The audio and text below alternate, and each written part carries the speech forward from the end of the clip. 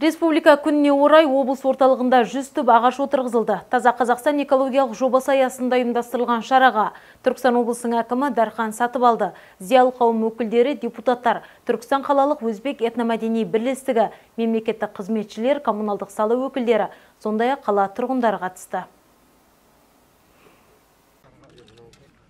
Шара қатысушылары орталық мешіт ауласына, Керуен сарай маңындағы арена алды мен туризм университетінің жанына сәндік ағаштар, бозарша, қарағаш, шаған, үйеңкі сынды ағаш түрлерін екті.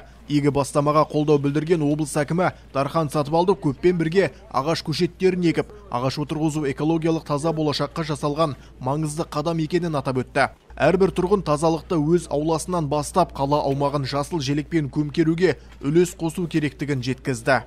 Республика күні ең маңызды мерекелердің біреуі біздің елімізде. Сондықтан барша қазаққа құтты бола берсін. Осындай тәуелсіздігіміз мәңгі болсын. Ал Түркістанымыз гүлдене берсін. Көгертіп, тал егіп жатырмыз. Жақсы бастама.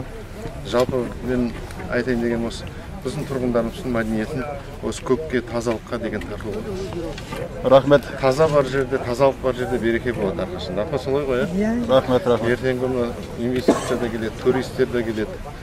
Жалпы тазалық, ретке келген ағаш отырғызу әрбір халықтың мінез құлқын білдіреді. Айнала қандай болса қоғам сондай болады.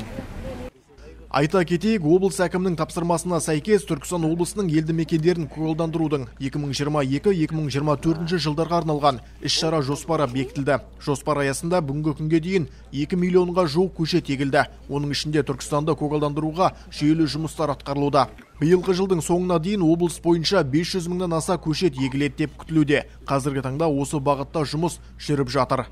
Жантөре Болысмұрат, Арт ТВ жаңалықтары.